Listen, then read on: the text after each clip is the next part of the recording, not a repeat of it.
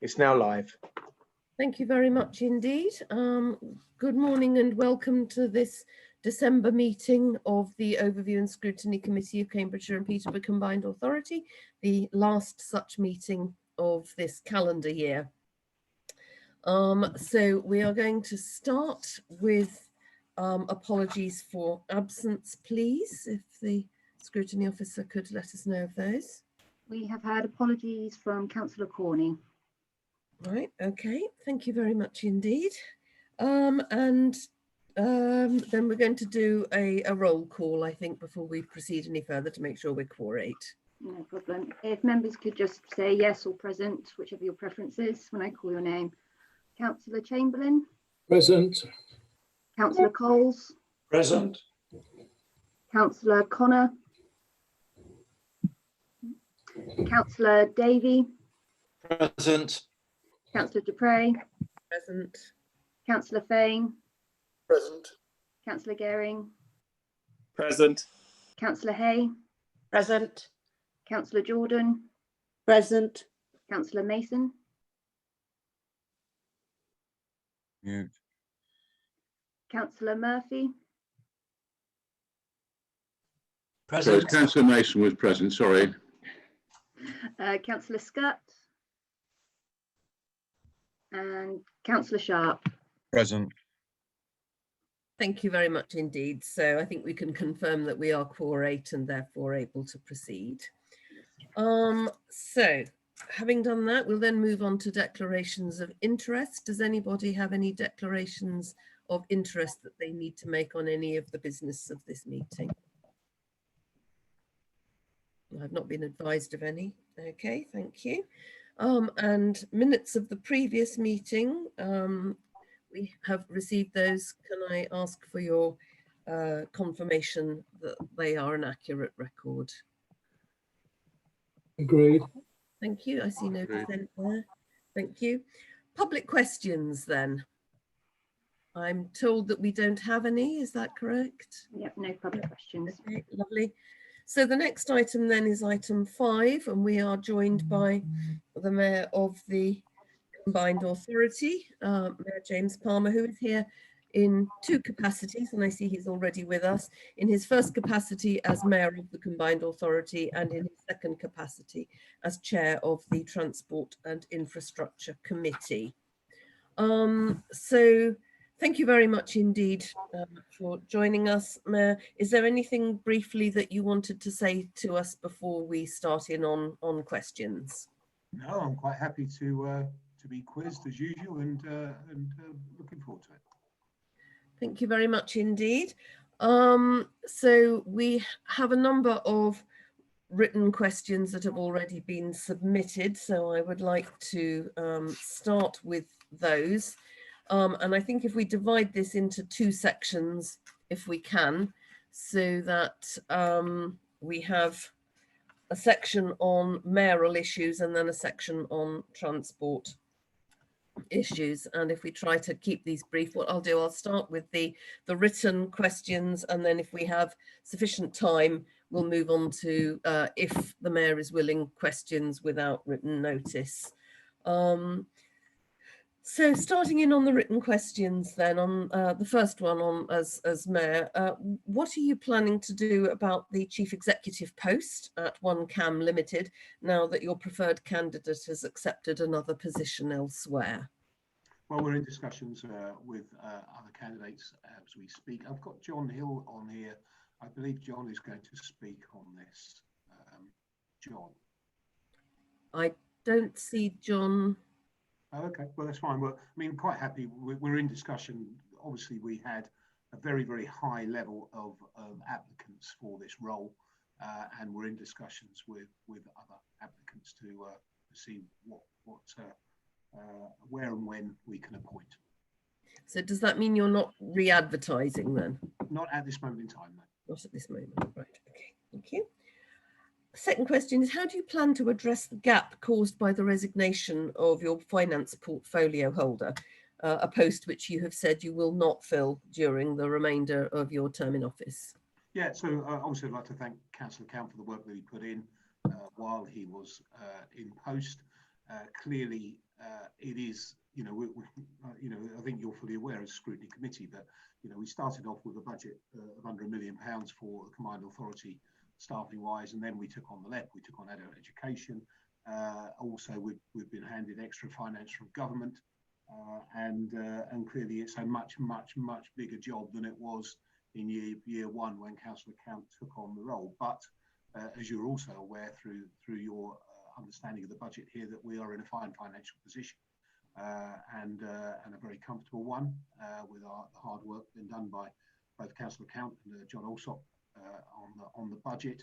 So the most sensible thing, I believe, is rather than to change things significantly now, for me to take over that role that Steve has left, and then the ambition is to look at our successful transformation of the other portfolios into committees, and the more democracy, greater amount of democracy that brings into the Combined Authority, and create a similar role for finance post, should I be successful, of course, winning the election in May, which I know you want to see happen, Councillor Bray.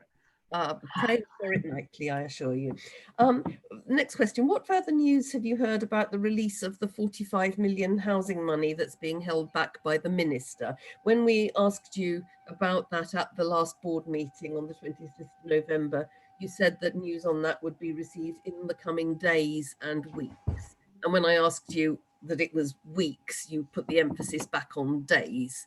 Well, I was able to give you the update that I'd had conversations with both Minister Hall and Pincher in that week.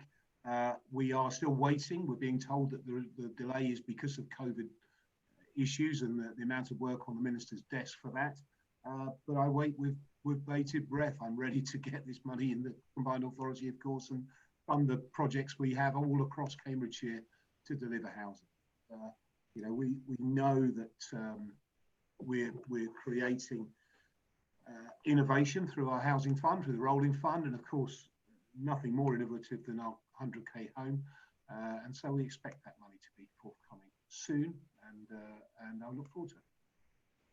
Right, okay, and on a related matter, therefore, have you received clarity yet from ministers on whether the close date for the 100 million housing programme is March 2021 or March 2022?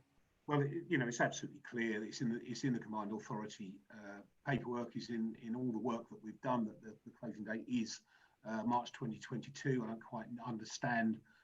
I think there was a mistake made by civil servants in London. I think they misunderstood what was going on. So as far as I'm concerned, it's always been 2022. You guys have always worked to 2022. The deal with Cambridge City Council is to 2022. This is as clear and obvious as anything, and I expect that confirmation will come with the announcement when the finance comes into the Combined Authority. Right, but if it's a straightforward error by a civil servant, it should be fairly quick and straightforward to have amended, surely.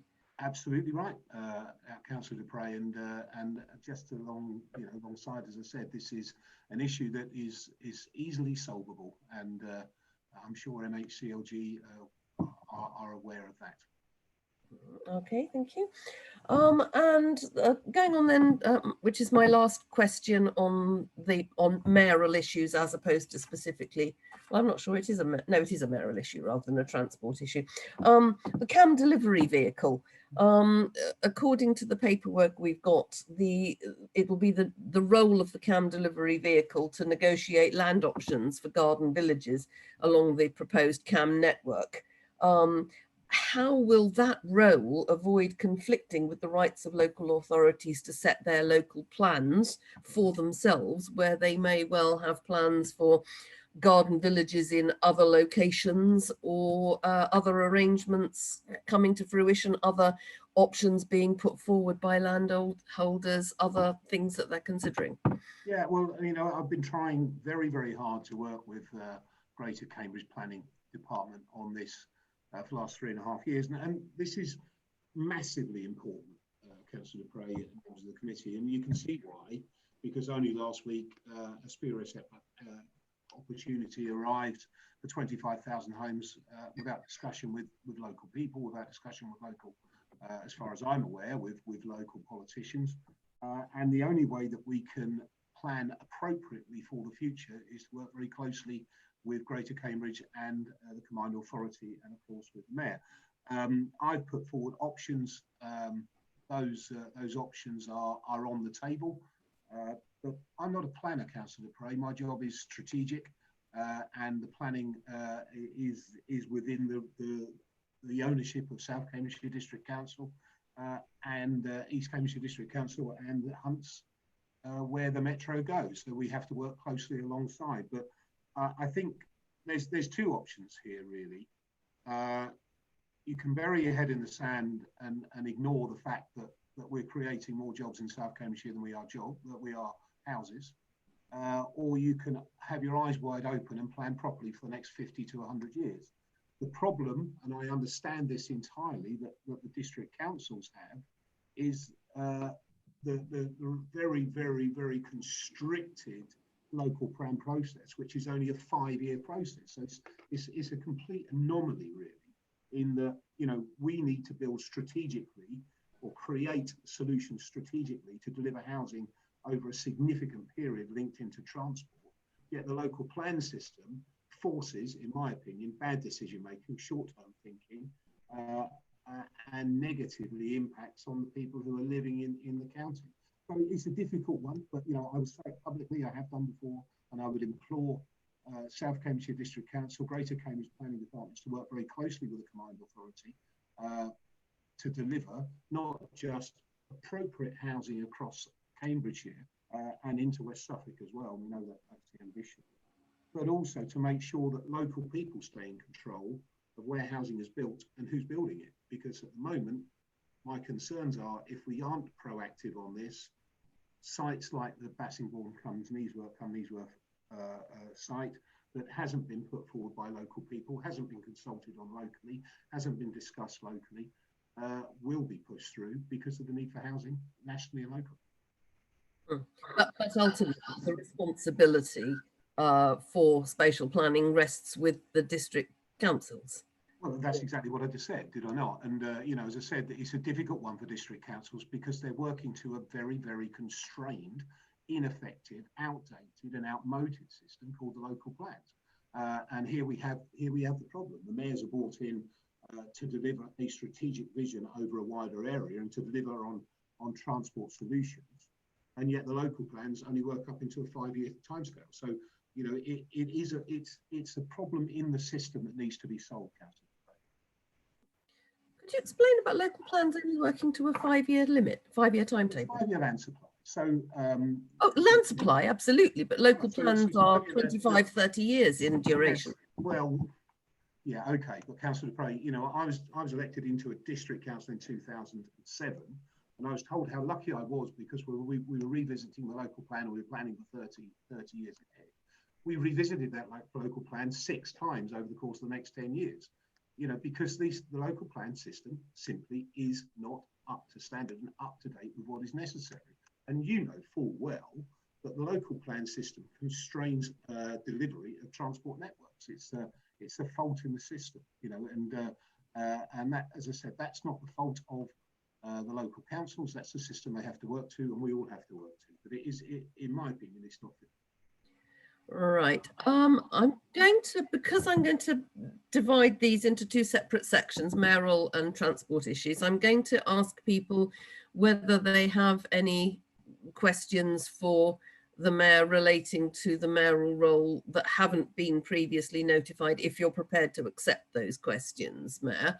The other thing I have also been asked, though, is whether you could speak up a bit or turn up the volume on your computer, as we are finding you somewhat faint, and I'm sure that's not your natural style. So would anybody like to ask the mayor a question on his mayoral role, not transport issues at the moment? And if they would like to do so, could they please use their blue hand to indicate? I'm seeing Councillor Murphy. Councillor Murphy? Yes, hello. I'd like to ask the mayor if he's heard anything at all on the housing programme, Project One, the social housing from Peterborough. They've been talking now for a couple of years about having a housing revenue account, but I'm not sure whether they're going to do that for temporary accommodation and to build new social housing as well. Has he heard anything from them vis-a-vis a request for environmental funds? I'm not quite sure if I can answer that question, Councillor, because I haven't. I'm not quite sure of the individual issue that you're talking about, and I don't want to say something if I haven't or I haven't, and I'm not quite sure what you're speaking about. So I can't give you a clear answer on that because it's not something that I'm aware of. Okay, thank you. Councillor Gehring.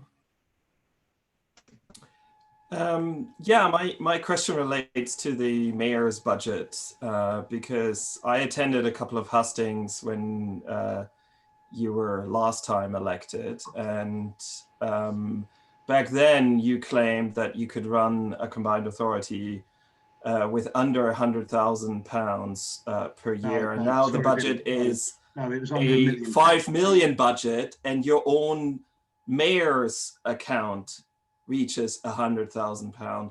How do you explain that discrepancy? Well, first of all, you're wrong. You misquoted me. It was under £1 million, not under £100,000. So that's completely erroneous. Secondly, in the first year when the combined authority operated, the budget was under £1 million. Secondly, as you're fully aware, Councillor Gehring, we took on a whole organisation called the LEP and all of its staff and adult education, and of course that meant that the budget went up significantly.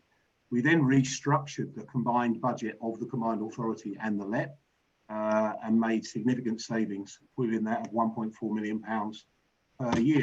You're comparing what we have now, the combined authority and business board as one, which is apples to lemons of the first year of the combined authority. So it's a quite clear situation that the budget was around or just under £1 million in the first year, which is what we said. And from then on, we've got a significantly larger organisation, which is completely different from the combined authority set up in 2017. Okay, thank you. Are there any other questions for the Mayor as Mayor before we move on to discuss transport? I don't see anything. No? Okay. Councillor Gehring, could you lower your blue hand, please? Right, okay. If we move on then to issues of transport, which there's been a few questions previously notified. The first one is that the Combined Authority Board in September 2019, it was reported that you'd been assured a public transport connection to Walconbury Weald would be in place by 2021. We're now in the last few days of 2020. What is the proposed connection? Well, I mean, as I said, I reported that the assurance was there, and it was at the time. But this is now a question, Councillor Ray, if I may, and perhaps the Scrutiny Committee could help me out here, because this is a question now for Urban and Civic and for Homes England, who are the funders on it. Perhaps I can ask you on my behalf to ask them what the current situation is.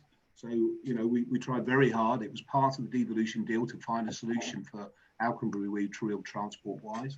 I think that this is a good solution, a really good solution. And as I said, if perhaps, as I said, a scrutiny committee, you could approach Homes England and Urban and Civic and ask them what the status is. So, just for clarity, you are telling us that it is not the concern of the combined authority, but that there is a solution in place with which the combined authority is satisfied. Well, I would be more satisfied if the finance that was discussed and promised had come forward and we were working on the scheme now. You know, this is, you know, it is a significant housing development and business development over in Alconbury, and it hasn't got a public transport solution yet, and it needs a public transport solution. Extending the metro to Alconbury is key. It's a key part of what we want to achieve as a combined authority. And of course, there was a financial allowance in the original plan from Homes England and the developer to reopen the railway store, to open a railway station on the East Coast Main Line. Now that at the time when we went to discuss the extension of Ham Metro, that ambition was not shared by Network Rail, and we were told very clearly if a station was open to Alconbury, we would have to take trains away from Peterborough, which clearly is not even workable when, you know, it would be a major area of commute from Peterborough into Alconbury and vice versa. So the solution that we came up with was the extension of Cam Metro, or extension of the guided bus as it is now, and Cam Metro into Alconbury. And of course, those discussions have continued with local authorities in Peterborough and Cumbington about the ambition of going in to Ramsey and Peterborough with Cam Metro as well. So, you know, the funding was agreed before I was elected for the station. It was my view the best solution to get a public transport solution. The best way to get a public transport solution for Alconbury was to extend from St Ives into Alconbury as discussed. And as I said, your help would be gratefully received, Councillor Prayer, if you as a scrutiny committee were to ask those questions of Urban and Civic and Homes England. Yeah, it's not going to be in place by 2021, is it? Well, no, but as I said, I only could tell you at the time with the information I had. You know, that's not you know, the funding isn't coming from me. It's not a question of the combined authority have pulled the funding on this. This funding is, as always, a Homes England Urban and Civic funding decision. I can try and push these things forward, and at the time I thought we had an agreement in place. Okay. What was the cost of the report into your alternative C2C route, and what are your next steps on that? Well, I've worked closely with residents on the C2C route, and I think what's very clear is that there's been a massive lack of proper consultation with residents, and I think that when you are delivering major public transport, it's better to consult than to under consult. And I'm continuing to explore those concerns, and the residents have a right to understand why the northern route has not been properly explored. And I've got a meeting with the chairman of the local liaison forum this afternoon. So we know from I mean, we've only done some very, very basic early work on this. And we know from what we've done, and the cost has been absorbed by our general working budget. This is not something we've set out and extra. We know the northern route is going to cost a bit more money than the southern route, but it could be the long-term problem by forcing through C2C on its current route, which we know negatively impacts on Coton and Hardwick. Chamberlain is in the call. He knows full well what the issues are in the area. I think Councillor Goering has often spoken against C2C publicly. There's a few things to consider here. If we try and push this through with undue haste, the correlation between East-West Rail and the Camborne to Cambridge route has not been properly explored. There's no doubt about that. It wasn't even included in the early work in 2018. And ultimately, if the route is to the north, which is the desire of the parishes along the area, and is certainly the preferred route. When I look at the map, I think it's far more sensible to go in north. And if we're looking at the solutions, you can say, okay, well, if we go to the north with C2C, and we go to the north with East-West Rail, the growth of Camborne is much more sensible, much easier to deliver. The growth of Camborne, if you go to the south, is certainly not. So we know that if we have to change C2C in the future, the cost is going to be massive to do so. And my concerns are that at the moment we would be in that situation because it hasn't been properly. So there is no easy solution to it. When you build public transport, somebody is always going to be impacted here. And what we have to say is, okay, well, what are the benefits for residents as opposed to the impacts, and where are, rather than just looking at a map and drawing a straight line and then just going for it and forgetting that residents' views matter. You know, I think it's just inconceivably bad politics and inconceivably bad ambition, and I don't understand why that's the case. And you know, I was in the meeting of the GCP. I'm now a non-voting member, but I was asked how I would vote, and I said that I would not vote for the current C2C route. And I was shocked, absolutely shocked, that in the 5 or 6 years that the GCP has been in place, I was the first person ever to vote against a recommendation from the officers. That doesn't seem to be democracy to me by any stretch of the imagination. It seems to me that there is very little democracy in the Greater Cambridge Partnership, and that public's views are completely and utterly ignored. So I will do everything I can to try and get the best solution. And finally, from me, is it likely that the commitment to establish a subnational transport body will be delivered? Well, if there is a proposal for a subnational transport body, it will have to be in consultation with the combined authority. England's economic heartland have said they would like to become a subnational transport body, but we haven't really been consulted formally on that. When we are, the decision will be a matter for the board. We'll put it to the board and we'll discuss it, and we'll go from there, and we'll be informed by the Transport Committee. At the moment, I think it's a little way off, to be honest with you, Councillor. Right, but it is actually a commitment in the devolution deal to explore and progress that, isn't it? Well, yeah, but you have to look at what gives best benefit to Cambridgeshire and Peterborough. You know, we need to make sure that any decision making is massively beneficial to Cambridgeshire and Peterborough, and not and doesn't offer a disbenefit. Most of the powers that are in the subnational transport bodies are within the combined authority anyway. So we have to make sure if we join a sub-regional body, that it's the right body. You know, is the economic heartland the right body for us, or is it to be better to be joined in with Norfolk, Suffolk and Essex? Would it be better actually to have a sub-regional body that was all of that area? And these are decisions that will need to be discussed and taken forward, Councillor. But there's certainly no firm decision making on that at the moment that's either needed or is in place. Right. Okay. I open it up now to questions on transport. Seeing Councillor Fane and then Councillor Gehring. Councillor Fane. Good morning, Mayor. You've spoken in relation to C2C route about your experience as now a member of the board of GCP, and mentioned the lack of proper consultation there. I noticed that today, in just over half an hour, the GCP closes its consultation on 2 other routes, in particular the CSET proposals to eventually Haverhill, for the moment to a park and ride.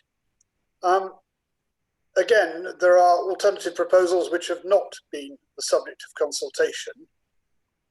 I don't know whether you have had any assurances from GCP that the proposal they intend to go ahead with, obviously today is just closure of consultation, not a decision, whether those proposals are in fact compliant. It's hard to see how they could assure you of that, but have GCP given you any reason to believe that?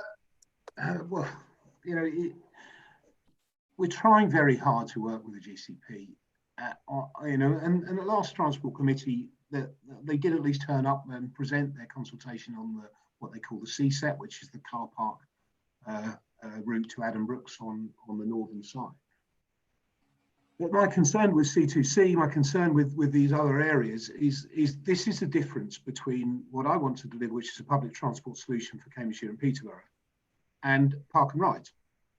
And what we're seeing, I'm afraid, are park and rides. And you know, there are concerns that I am concerned that the mistakes made with C2C are going to be repeated in other areas. And you know, we need, you know, my job is to make sure that I put pressure on the GCP not to make those same mistakes again. I've looked at, you know, and I have responded publicly in the Transport Committee to the CSET. I don't quite understand why it veers so wide of Shelford and Stapleford. It doesn't seem to me to be right. And of course, residents are concerned by doing that. It just creates land that will eventually be built on in the future. And I don't understand why you would build a public transport route that doesn't go to Granter Park or to Baybrook.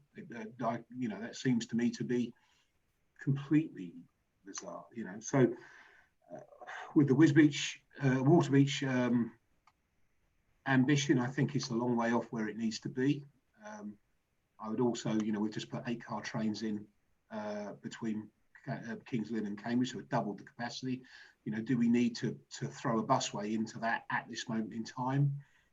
I think there's questions on that as well. But you know, this is a thing. We're talking about.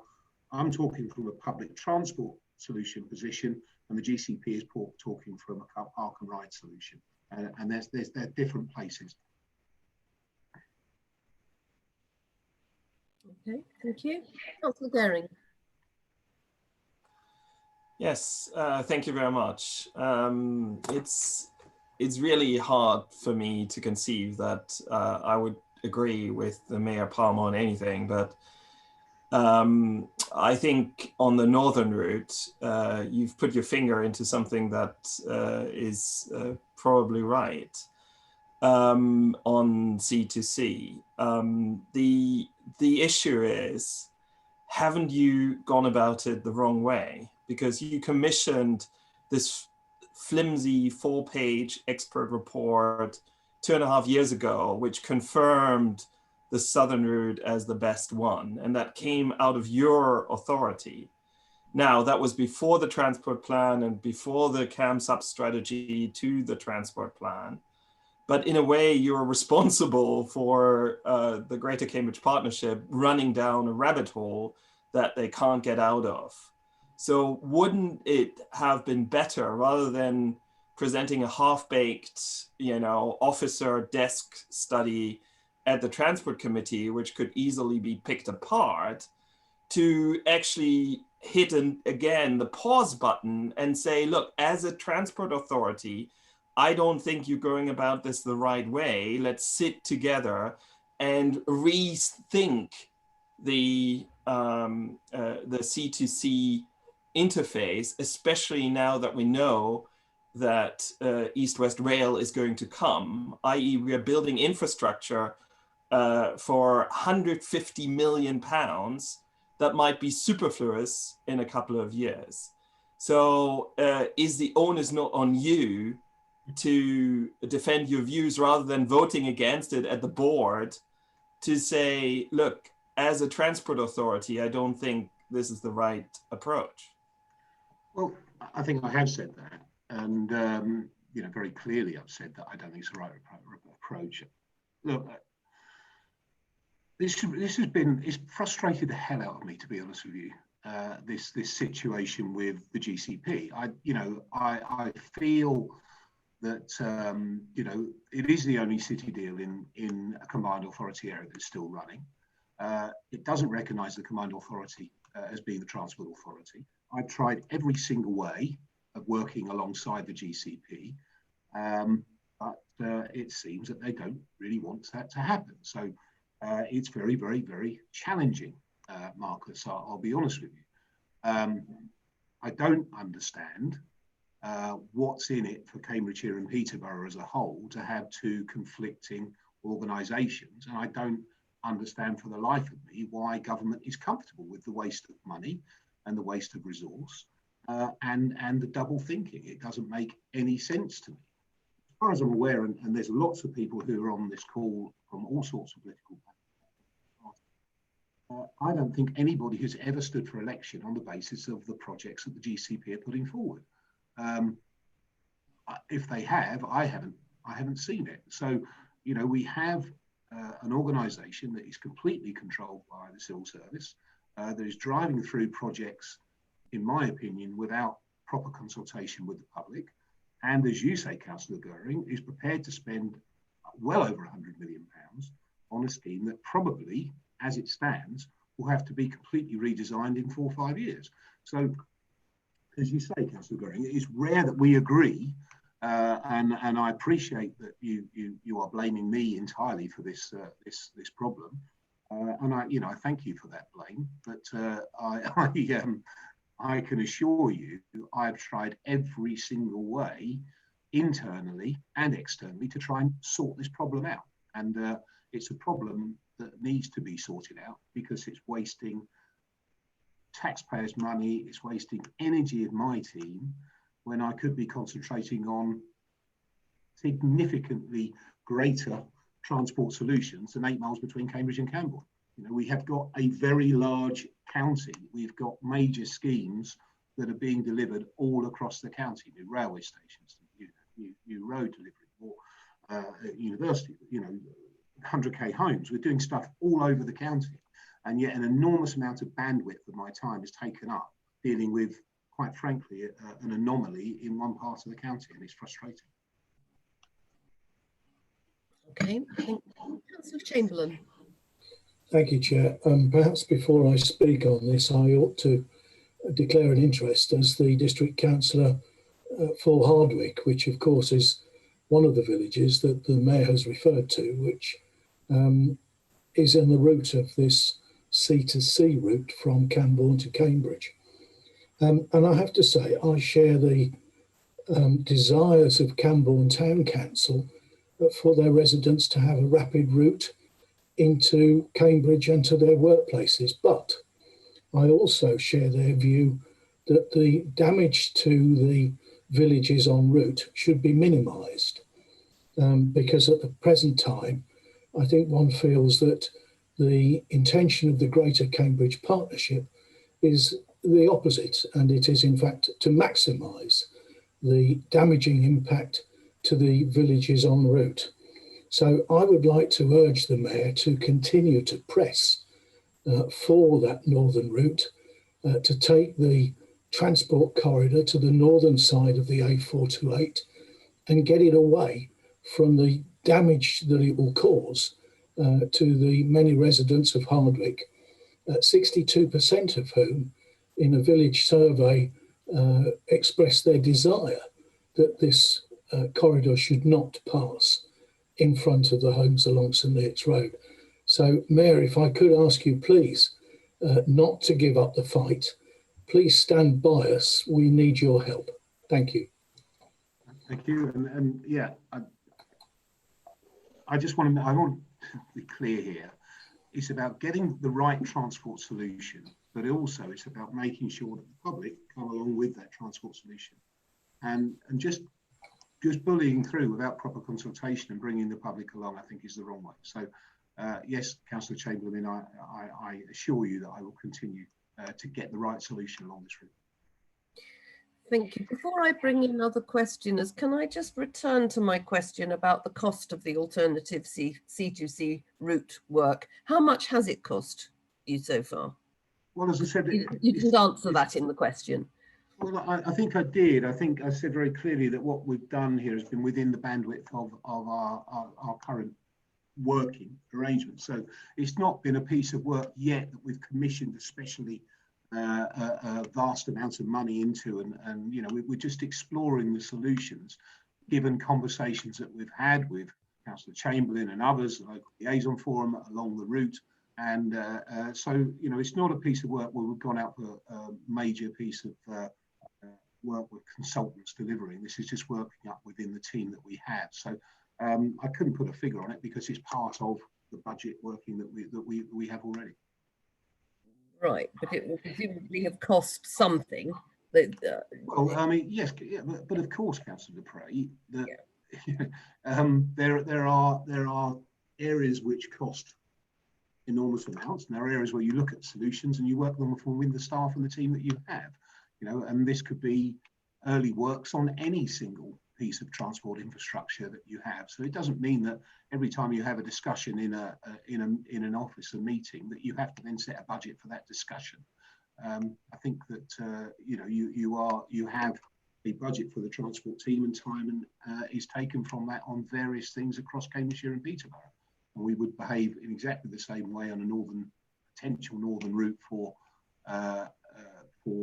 C2C as we would on work on the Fengate access study phase 1. You know, this is early discussion. If we then take it through the transport committee and we want to commission an actual proper route, you know, rather than zones where we may develop, then we would put a budget. Right. Okay. And so Councillor Davey, you wanted to come in. Yeah, thank you. My question is with regards to One can, Mr. Mayor. The strategic business case was agreed back in March 2019, and clearly you've brought in One Cam, who will be wanting to look at things afresh. Sadly, there's a further delay with the chief exec, but how much further do you think there'll be delays? Will the strategic business case be back on the agenda for discussion? And in which case, how do you manage the timescales? Because there is a danger this is going to slip and slip and slip. There is a danger, but that's why we brought in the special purpose vehicle, the chairman, and all of those exceptionally highly talented people to make sure it doesn't. Chief exec, it's frustrating that chief exec got a more lucrative role somewhere else, but you know, that happens. We know that. But as I said earlier, we're in discussions with other individuals who are highly qualified to deliver on this scheme, and we will make sure they do. So, you know, our ambition is to deliver a scheme by 2030. It's been the case for a while. We think we've moved forward significantly in the past year, and I think the special purpose vehicle is absolutely the right route to make sure that this is delivered with in the way that major infrastructure schemes across the country have been delivered in the past. And the people that we've got involved in this group are people with significant experience of having delivered on vast projects elsewhere in the country.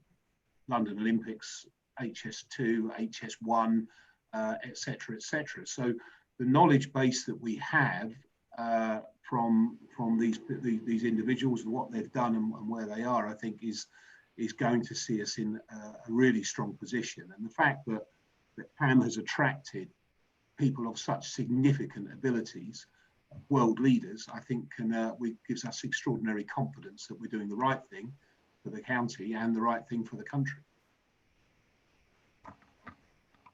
Right, okay.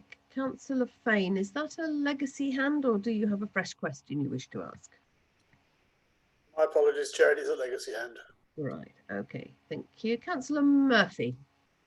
Thank you. Mr. Mayor, just briefly, if you could tell us how it's going with buses. I know we looked at partnerships, there was talk of franchising, and clearly bus operators have had different times because of the pandemic.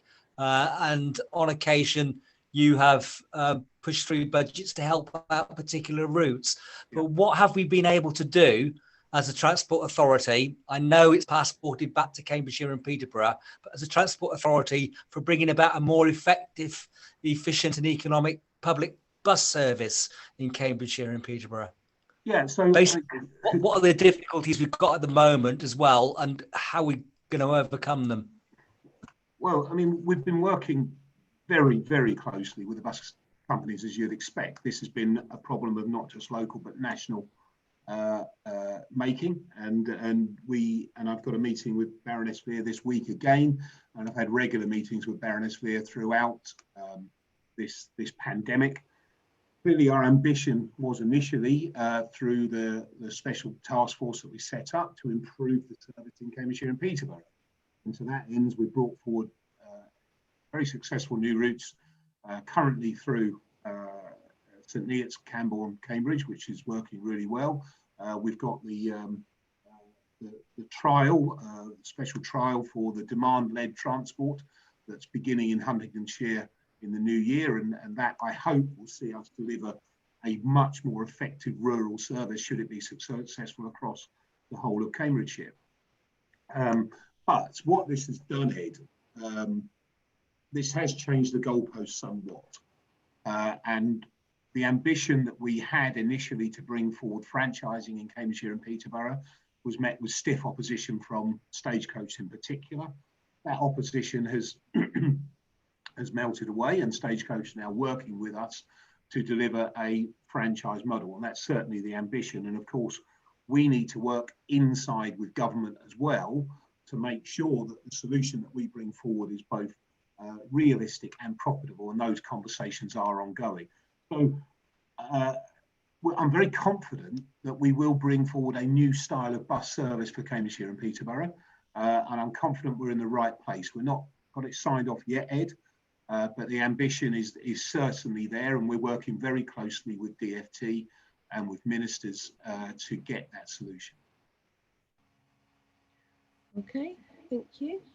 I don't see any other hands, so I'm intending at this point, because we have a very busy agenda, to draw this session to a close and to thank you very much, Mayor Palmer, for joining us today and to wish you the compliments of the season. Thank you very much. Okay. See you in the new year, I'm sure. Indeed. Right, okay, thank you very much everybody for that. And then our next item will be the Combined Authority Budget and Medium-Term Financial Plan. So I think we're being joined by John Alsop. I see John with us, and also Robert Emery, the Business Board Section 151 officer at the Combined Authority as well. So good morning, John, and good morning, Rob, and welcome to our meeting. Good morning, Chair. Morning. Is there anything you would like to say, if you can assume that we've read the papers, but if there's anything that you would like to say briefly to us before we come up with our questions for you? Yes, thank you, Chair. I'll be brief, but yeah. So this is the second of 3 papers that we'll be bringing to the committee to deal with the development of the budget for next year in the MTFP. Obviously, both myself and Rob would be happy to answer any questions, but obviously that will depend on the level of detail that we need to go into. So we may need to refer back to colleagues, but obviously we'd really appreciate your feedback so that we can then take comments as part of the consultation through to the board. We have a leader strategy meeting on the 13th of January to look at all of the consultation responses, and then obviously it will come back to yourselves on the 25th of January. Following up from one or two of the questions that were raised at the last meeting, in terms of the consultation itself, so the comms team have been working very hard to promote the consultation. They've sent out thousands of emails, over 3,700 of which were successful email deliveries, and from their analytical tools they can tell that well over 1,000 of those were opened, and that resulted in 125 clicks through to the document itself. They also are doing a series of social media posts, and that is being updated every other day for the 4-week period of the consultation. And as at this morning, we've had 7 responses, which is higher than we had last year, but obviously there's a couple of weeks left to go. Another question that was raised at the last meeting was the issue about environmental considerations in the development of projects. And just to respond briefly to that, we've, as part of our assurance framework, the Combined Authority uses the Treasury's 5-case model for the assessment of projects. One of those is the strategic case, and within that, all projects will need to demonstrate alignment to the Combined Authority's strategic objectives, which includes sustainable growth and reducing emissions. And those are reflected both in the local industrial strategy. So the environment and investment in environment and infrastructure is one of the 5 pillars of the strategy, looking to ensure that growth leaves the environment in a better state. And in the local transport plan, obviously that describes a range of policies, again, including targets for net zero carbon and the adoption of biodiversity net gain principles, and it's to promote modal shift. So in principle, no project would make it through the gateway processes without delivering against those objectives. And obviously, in addition to that, the Combined Authority is one of the proposals within the budget is to fund the Independent Commission on Climate. They are gathering data and examples of best practice and there will be reporting during the course of the new year, and it's expected the outcomes and recommendations from that will be fed into combined authority policy framework in future. But yes, so Rob and I are both here. We can hopefully answer any questions that you might have, but obviously it would be very useful for you to feed into the consultation process. So thank you. Okay, thank you very much. Did Rob have anything to add to that or not? No, I think John speaks for both of us there. Fine. Okay, excellent. Thank you very much indeed. I'll throw this open then to members of the committee to ask whatever questions you would like of John or Rob, if that's more appropriate. Would anybody like to kick off? Please use your blue hand to indicate. Councillor Sharp. Thank you, Chairman. It's on page 40 of the report, but it's page 58 of the agenda. It's about the draft delivery and strategy capital program. I just wondered that if you look at 21-22, there's quite a lot of spend subject to approval, and I just wonder, and it's something we were talking about earlier in the have you got a detailed timescale in terms of how what is 18 million is going, or sorry, 27 million is going to be spent programmed across the year? Because obviously if there's not a detailed program in place at the moment, there's a danger of slippage. Yes, thank you for that. Yes, so obviously all of those items which are subject to approval do need to go to the board to be continued, and many of those will be the continuation of existing programs. So it will be the next phase. So some of those will be as part of a timetable program. But obviously there are mechanisms, and obviously the Transport Committee, the Transport Programme Board, obviously look at the progress against the objectives. So yeah, this is during the course of the development of the MTFP. Obviously, we've been working very closely with each of the directorates. They've looked at the profiling against the lifetime of the MTFP. In some instances, those profiles have changed. So we have taken that into account. So this is as up to date as we've got from their input. Okay, so presumably a number of these, I'll come back, sorry. A number of, certainly on the transport ones, they've got to come through the Transport and Infrastructure Committee first before they go to the full board. They would usually do that, but it has to be that if there's any change in the budget, that has to be agreed by the board. Okay. Thank you. Anybody else with any questions? If not, I've got a few that I'll ask at this stage.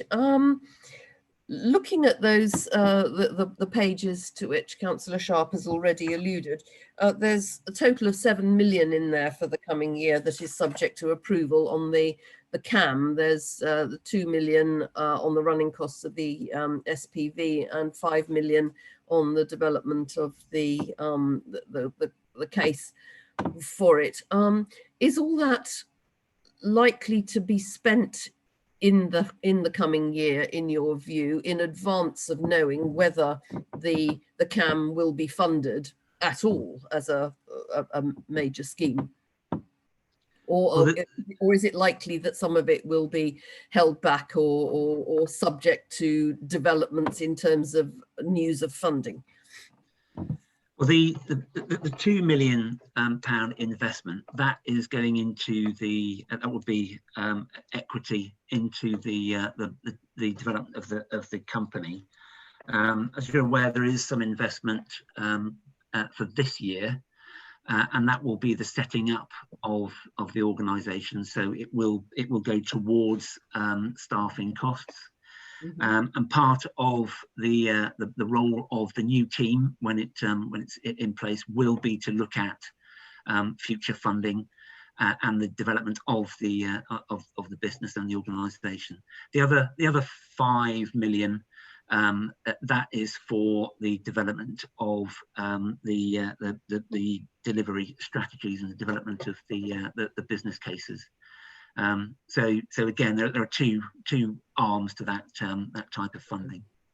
Okay, but all of that is likely to be spent in advance of knowing whether the project itself will receive the very large volumes of funding that are necessary to actually construct it.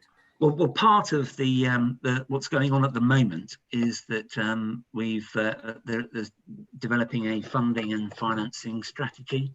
Mm-hmm. So that piece of work will inform the future funding options, and any financing that that OneCam may need to enter into as a result of timing differences between costs and funding that has been or that's maybe available in future. So at this stage, we can't say for certain, but there's a lot of work that's going on in the background in order to establish exactly that. And that funding and financing strategy will be available for us to see when? Again, I don't know when that will be, but that is one of the work streams that at the moment the consultants are working on. Right. Okay. Well, we need to take up that question separately, then, don't we? Lorna, can I just ask? It is linked to that point. Presumably, the 5 million is therefore the budget that's been set aside for the employment of the 3 consultants. No, the 5 million. So there is a number of staged development of the business cases, which will include the development of the strategies. So there's £2 million which is earmarked next year for the setting up of the company, the operational running costs of the company. So that would be all the staffing, for example, who are employed by OneCam. The 5 million will be in the development of the strategies and the other work programs. Yeah. Sorry. No, go ahead. Maybe this is for a different time, and I'm just catching up to speed. Forgive me, John. But I know from sitting on the Task and Finish group, Simon Wright's indicated that there are a number of consultants who are due to be employed to assist in that work. I suppose the question is, if it's not from either of those 2 pots, where's that coming from? Yeah. Well, at the moment, the work is being done by Deloitte as part of the financing and funding strategy. And I guess, I mean, what happens with the internal staffing, they will take that forward, in particular to be the client side on the work that the consultants are doing. So, sorry, if Deloitte is supposed to be working on this and presumably their work will continue into next year, where do we find that in the budget papers that we've got today? So at the moment, there is the first part of the strategy is being worked on. There is budget provision within the existing combined authority budget for this year. For next year, that work will be continued within OneCam, and along with a number of work streams and the development of the business cases. So that provision is the £5 million per year over the next 3 years. So it will include that, but there will be other work streams as well.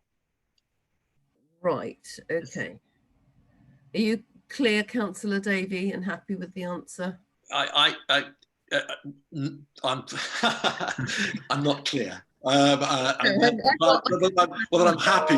I think it may be, I don't want to waylay this meeting, so maybe if I come back to John outside in my role as the chair of the Task and Finish group. Absolutely. Yeah, it's not just Deloitte, it's Mason Jacobs are also being employed. And I'm just wondering when that work starts and where that money comes from.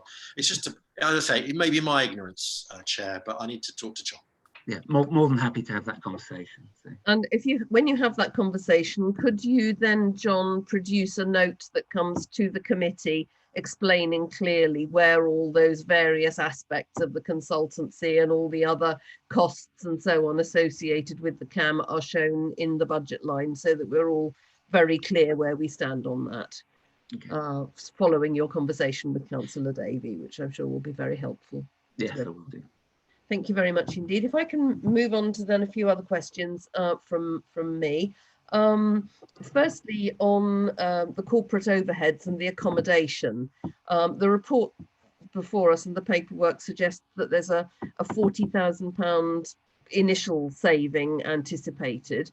And then the rest of it is unknown depending on where the combined authority ends up moving to. Is there any sort of target for savings or expectation of what those savings might be? Not as yet. We, as you probably are aware, that there is work that's been going on in the background on looking for alternative accommodation. We're expecting there to be a saving, also because of obviously the numbers of people who will be needing to use the accommodation if we continue to work in a flexible way. Yeah, so that's kind of provisional at the moment. We're expecting some saving. We don't know what that's going to be, but obviously when things become clearer, we will be able to update the budget in the usual way as part of our monthly reporting of budget updates to the board. Okay, thank you. And sort of allied to that, in that it's sort of internally focused and corporate, the chief executive, does the budget account for and assume a single chief executive from May 2021 onwards, which, as I understand it from the correspondence with the ministry, is the expectation of the MHCLG, that there will be a single chief executive in place from May onwards? Yes, it does. Yeah. That's the budget assumption, is that there will be a chief executive in place, and that the current arrangement will come to an end then. Okay, thank you for that. And finally, April onwards will be the year in which the combined authority fully takes on the public transport bus responsibility that for the last few years it's been passporting to constituent authorities. So there's 13 million plus of costs in the budget there, which will now be work that will be directly provided by the combined authority. What kind of expectations are there within that 13 million into how it will be deployed around staff and office and expenditure on services and other stuff? What's that 13 million made of? You want me to speak to that, John, as I've been working on it? All right, thank you, Rob. The vast majority of that is concessionary fares. So it's paid to bus companies to allow over 65s to travel for reduced or free rates. I believe we've been working with CCC and PCC to understand the budgets that are moving across to us. And I believe in terms of staffing, it's something in the region of 15 members of staff that will be coming across. And that makes up a small percentage of the overall budget. It is over £10 million of it is concessionary fares. Okay, thank you very much indeed for that. Does anybody else have any questions that they would like to ask on the budget? I'm not seeing any blue hands or other indications to speak. So no, in that case, okay, thank you very much indeed, John and Rob. I don't know which of you we'll be seeing next month. Will it be both of you again, or just John, or how's that going to work? Yes, we'll probably both come along if that's okay. Excellent. Right, okay. We will see you after Christmas then. Have a good Christmas. Okay, thank you very much indeed. Thank you. Right, okay, moving on then to the CAM Metro Task and Finish group. Councillor Davey was elected as the new chair for the Task and Finish group, replacing former Councillor Price. So in at the deep end, presenting a report to us. So thank you very much indeed, Mike. Congratulations on your new role. And if you would like to update us on what's going on with the Task and Finish group, we would be very grateful. Thank you, Chair. I think I'll be brief because we've touched on some of the key issues that seem to be around with regards to Cam Metro several times already today. So if I can start off by just saying thank you to Anne for getting the notes out, it's much appreciated. The last meeting was, I found, I don't think it was just because I was a new person at the meeting, I found it fascinating. We had a presentation from Simon Wright, who's the consultant who's been working on the CAM development. And he was able to go through the programme and what's going on. I took away from it, there are 3 core bits of work that are being taken forward that the SPV and One CAM will be looking at. Essentially, there are 3 bits of consultancy work, which is why I was asking about that. One is around, perhaps the key one is where Deloitte have been employed to look at the financing of the CAM project, but Mace and Jacobs will also be doing further work in relation to the technological side of the proposals. So I found it a really useful presentation, and we had an exchange looking at a whole range of issues in relation to the project. The future programme of the activity for the Task and Finish group, Anne's identified the one thing I think I would like to add, and on the basis of the just exchange we've had just now with John, is to look at the budgets. And to look at where the financing comes from and how much has been spent. And I think that's probably a legitimate piece of work. The other thing that I'm still remain a bit confused about is actually the decision-making process. At last count, I could see at least 10 different groups, who have some sort of say in the decision-making in relation to the CAM Metro. Now, I recognise this is a complicated and difficult project that's been proposed, but it does seem somewhat excessive. And whilst we have agreed to the obviously the employment of the SPV to take this forward, there's then a whole legacy of local government groups which need to have democratic oversight of what's going on. So I think there might be some work about the democracy involved and how it links all together. But I'll stop there. I know there's other members of the group who sit here, so Marcus and Jocelyn might want to comment, but I've got nothing further to add. Thank you, Chair. Okay, thank you very much. Would anybody else who is on the working group like to say something or ask a question or raise any points? I want to apologise to Councillor Scott, who has said in the chat that she did raise her hand to ask a question, presumably on the previous item. I was checking the blue hands meticulously and I didn't see a blue hand from you, Councillor Scott. So it did appear. It did appear several times actually, because I kept putting it up and putting it down because it wasn't being noticed. But not to worry. Well, I was looking at it and I'm afraid I didn't see it at any point, but I do apologise on that. Does anybody want to say anything further to Councillor Davies' summary of the report of the work of the group on the CAM? Nobody. I'm not seeing any hands at the moment. So the report isn't asking, I think, for any particular decision. It's telling us where we have reached, and it's telling us that it will be continuing to work through the areas it's working through with the aim of producing a final report prior to May 2021.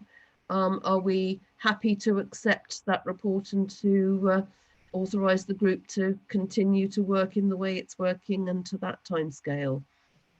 Councillor Hay. Yes, just before we go on to say whether or not we're happy, I'd like to ask the group, have they had any indication of when the final map for the routes for the CAM will be unveiled? Sorry, Councillor Hay, I certainly haven't seen that. I don't know if other more long-standing members of the group have seen it. And I assume that would be problematic, bearing in mind the conversation we had previously about the northern route C2C. So I don't think we're in a position to have that yet. Right, thank you. Okay, Councillor Sharp, you were going to, was it on this point? Yes, just to try to answer that question. I don't think I certainly haven't seen the route and the final route yet. So I'm sure Councillor Goering or Scott, who've been on, have not seen it either. Yeah. And indeed, there have been people pitching in for routes to be added to the previous iterations we've seen of indicative routes, particularly in East Cambridgeshire, sort of talk about Burwell or Streatham or up the A10 or whatever. So yes, I think it's far from certain, and a lot still to discuss. I know I myself have been pushing for Fenlon to be included on the route, and that's why I asked that question. No, understood. Yes, indeed.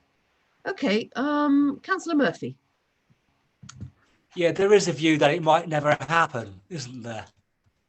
There is. So I think talking about routes, yeah, let's see next Christmas if, you know, it's still going to happen. Yeah, let's see if we've got any money. Okay, thank you. Are we content then to accept this report and wait to hear further from the working group? Yeah, okay. Thank you very much indeed. On then to the Combined Authorities Project Register, and we should have Roberta Fulton waiting to join us, I think.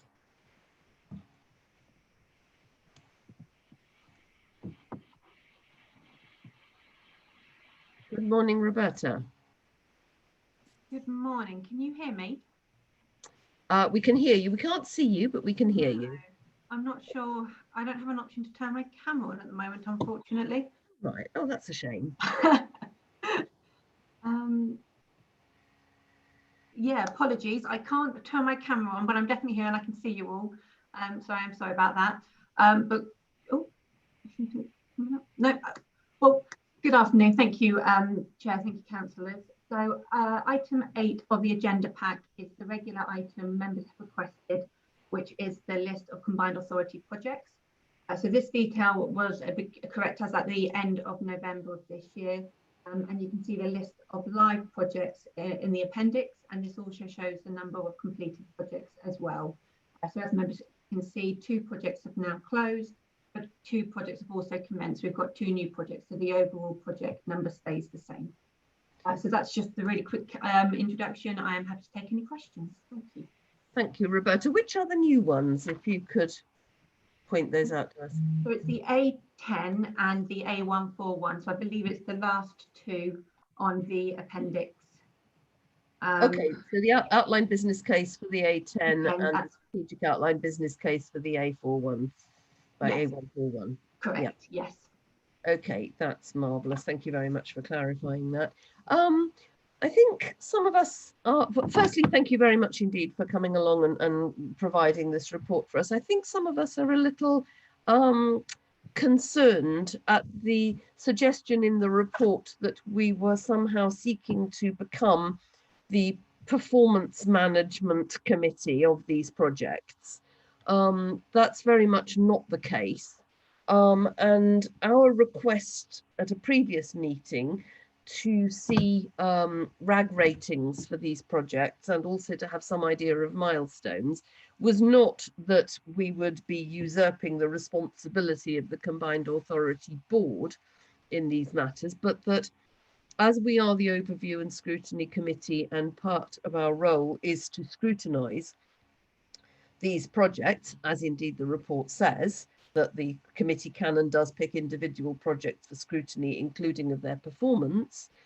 The reason that we wanted that information was so that we could choose which projects to scrutinise, including for their performance, and that if we don't have that information and all we have is a list of projects, it's very hard for us to be telling as a committee what we would wish to scrutinise and what we would not. The report says that information on performance and progress goes to the board quarterly, as it does, not quite quarterly, because obviously the board meets bi-monthly, so something that happens every 3 months is a bit of a problem. I looked at the most recent report that I could find, which was the one with August data, which was presented to the board in September. And the only detailed reports, or not detailed, but the only reports I could see that actually listed how the individual projects were going was a list of RAG ratings which related only to key projects, which is, I guess, about 40% of the list we've got in front of us. So from that, it's very hard, or indeed impossible, to tell how the non-key projects are going, but also for us to tell when we should be wishing to be interested and involved in these projects as they all develop. So I think my message is that as a committee, we have a right under the constitution of the combined authority to scrutinise these projects, and therefore we need the information to know when we should be seeking to do that, rather than seeking a lot of information on everything, and not giving us RAG ratings on these projects really doesn't help when they must be in existence to enable officers to manage them for their own purposes. So that's my first point. And in detail, from the August report to the September meeting of the board, it appeared that of the key projects, there were some 3 that were amber, which were the 100 million affordable housing programme, bus transport, which doesn't appear anywhere on this list that I could see, and I wondered where that bus project was that is amber, and also the CAM outline business case for the city tunnels was also amber at that stage. And there was one which was red, which was regeneration of Fenland railway stations. So I was wondering whether you could tell us whether those projects are still at the RAG rating that they had back in August, September, or whether that has changed, whether they have now moved to amber or green, and whether other projects that were green are now on amber or red. Absolutely. So in terms of the your first point about the information, yeah, I do understand. I mean, that was obviously the decision of the board just to see the information on the RAG status.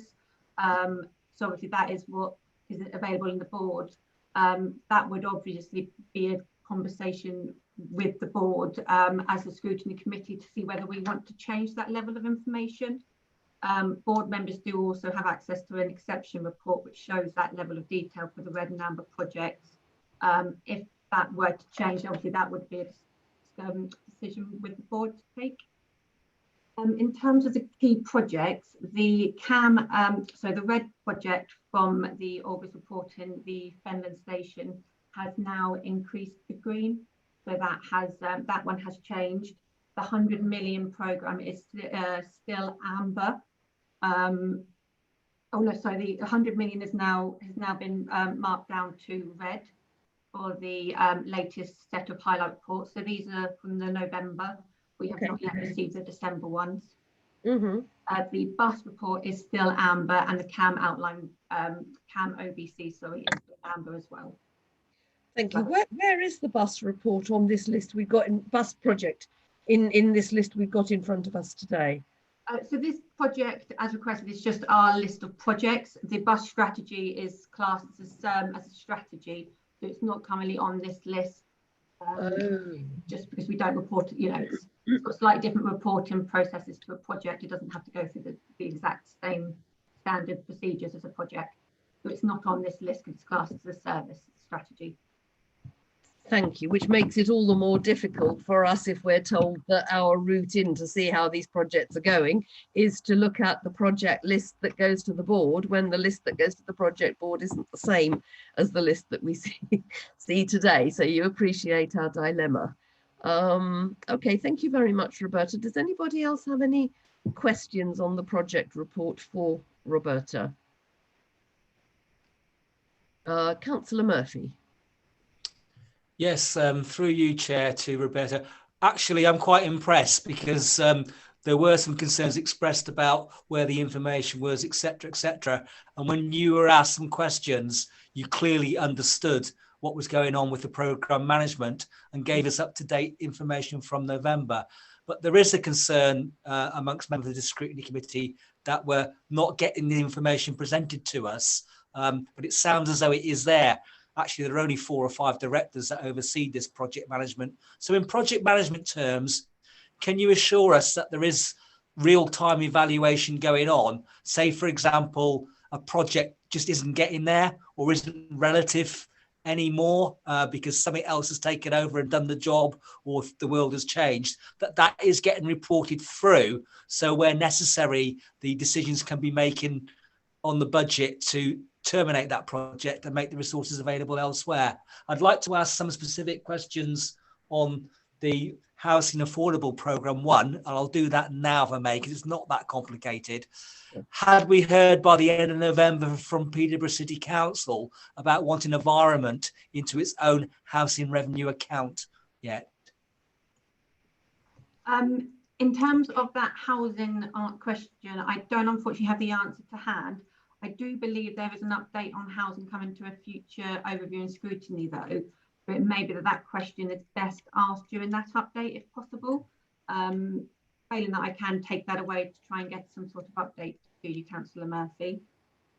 In terms of the reporting, yes, I can assure you we do monthly highlight reporting on all of our projects. We do have standard set of RAG rate status guidance for the combined authority. So we do get all of our projects adequately RAG rated, whether they're red, amber and green, once you know they're on track for budget, time and milestones, etc. So if there is a project that may not be achieving what it's set out originally, you know, with monitoring and evaluation in place as well, we do have the ability to pick those up, you know, at an early stage and have that discussion about whether we are going to progress with it or not. So yes, I can assure you that real-time monitoring and evaluation highlight reporting is in place to pick up those issues straight away. Thank you. Any other questions? Oh, sorry, Councillor Murphy, you're on mute. We can't hear you. Thank you for your answers. Thanks for telling me you couldn't hear me. The housing one, there's no need to do any work. I'm sure that will come through. But it seems quite clear that it would be fairly straightforward for you to report to us where their projects had moved through amber to green or vice versa. So perhaps in future, we could just highlight those changes. That might be a way forward.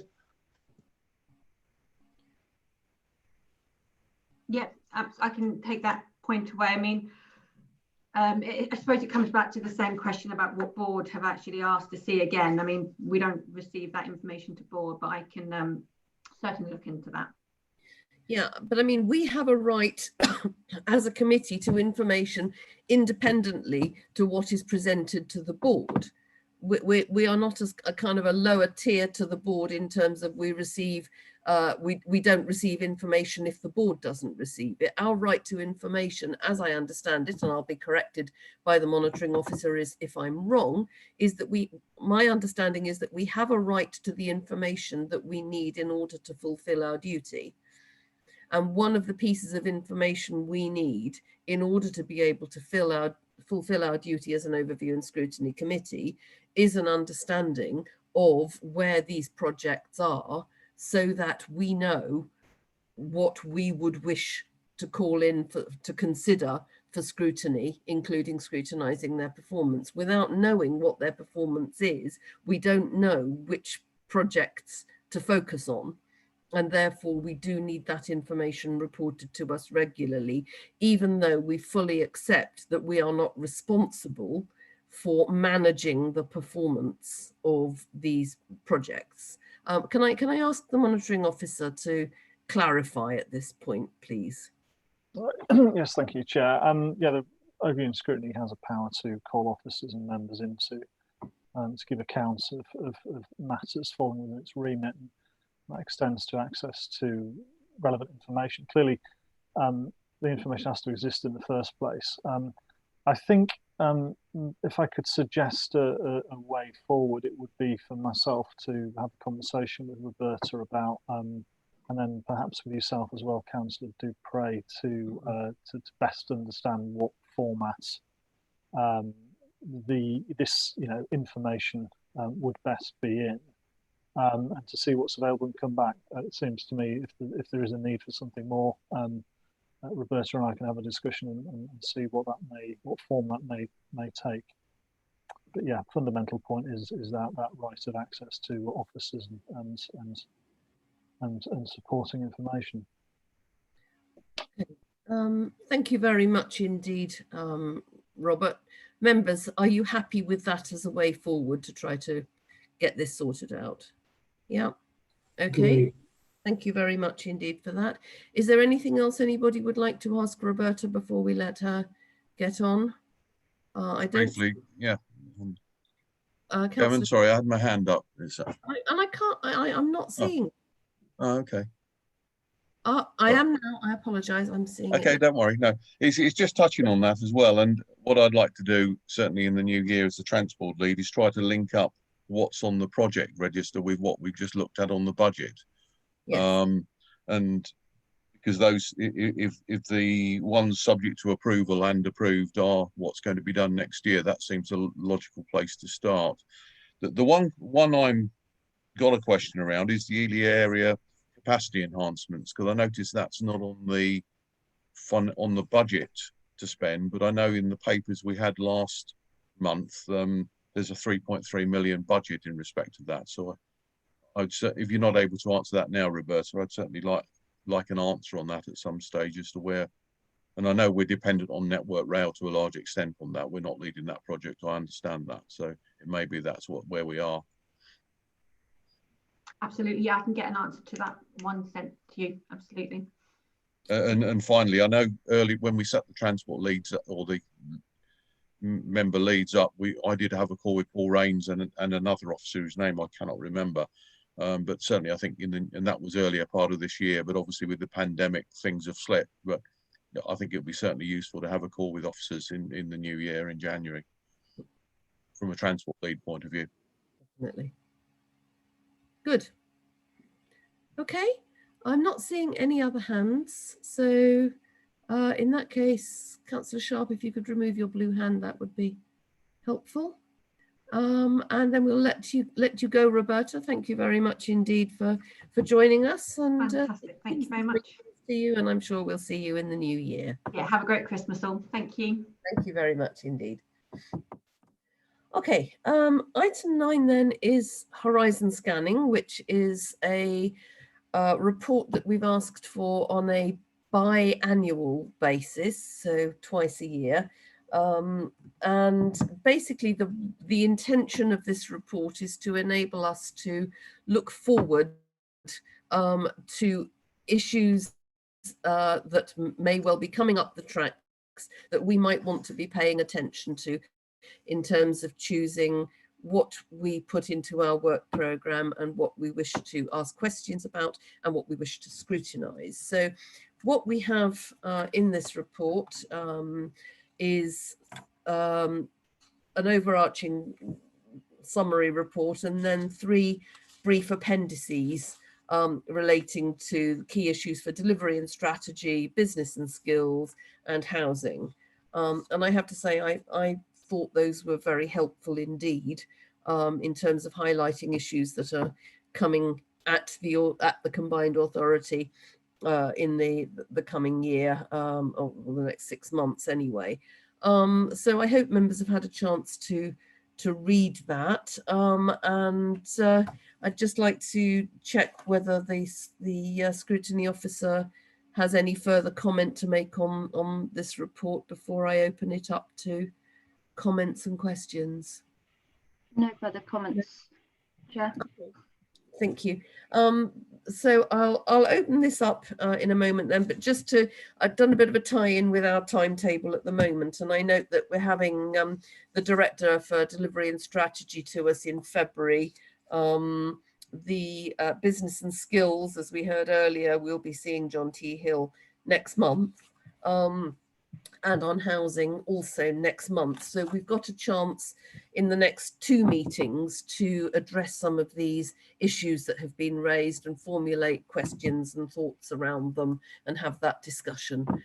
Councillor Davey.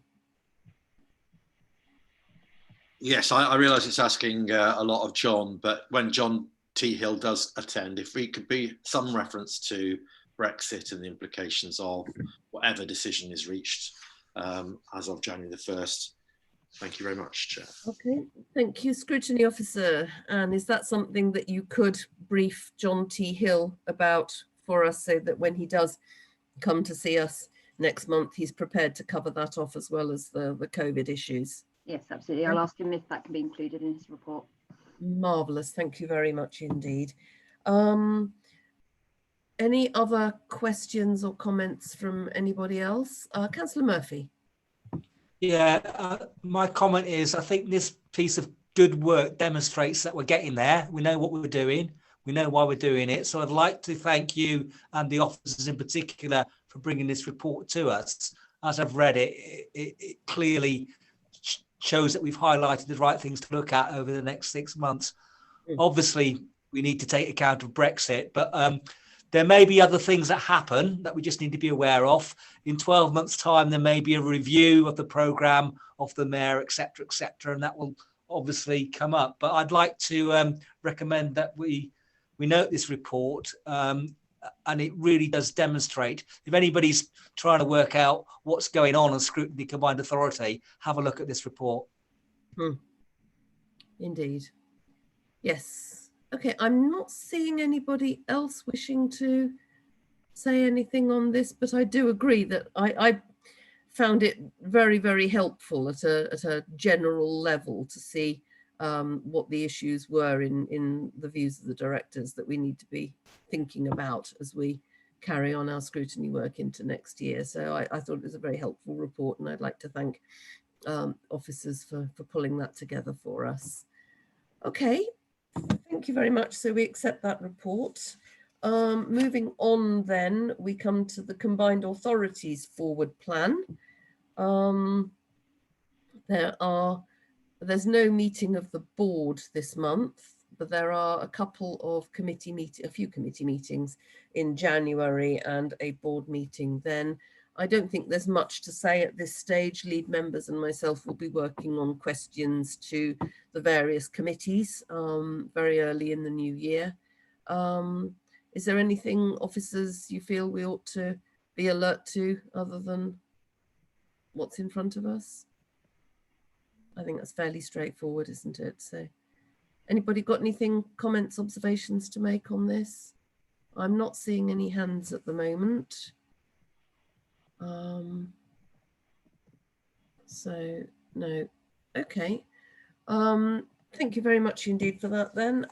Work programme report. This is our own work programme that is ahead of us, and as I've already mentioned, we've got various directors coming in to talk to us over the next couple of months. We did want to see the chair and chief executive of the CAM Special Purpose Vehicle, One CAM Limited. We said late winter, early spring, I think. And in fact, we were looking at earlier than this, but of course, as we heard earlier, the appointment of the chief executive is not yet resolved. So that's been put back on our work programme to March. Are members happy to wait until March for that conversation, or would they like us to seek to meet? Oh, I'm sorry. Apologies, my phone. Or would they prefer to meet the chair, Lord Mayor, on his own in advance of waiting until spring? Comments, thoughts? My inclination is to wait until March for that meeting and have hopefully the new chief executive as well as the chair of the One CAM. Yeah, does that make sense? Councillor Chamberlain. Chair, thank you. I'm inclined to agree. I think until the routes are sorted out and until we've got a chief executive who's been able to join us initially to start with, get an understanding of where we are and then come and report back to us, I think to do it before March would probably be a waste of time. Yeah, I tend to agree. So if we're content then to leave that until, say, March, and hopefully we're in a position to have that then. Are there any other views or comments on the work programme? No, content with that. Okay, thank you very much indeed. Then as far as I'm concerned, we're on to item 13 then, which is the date of our next meeting, which is Monday the 25th of January at 11 o'clock, again via the Zoom platform. So having reached this point then and the conclusion of the meeting, I'd like to thank officers very much for attendance and for their support, not only at this meeting, but throughout the year. I'd like to thank members for your contributions and your work throughout the year on the Overview and Scrutiny Committee, and to wish you all a very Merry Christmas and a Happy New Year, and look forward to seeing you in the new year. Thank you very much, Chair, and the same to you. Yes, thank you, Chair. Thank you very much. Thank you. Thank you, everybody. Thank you. Bye. Bye. Bye now. Bye.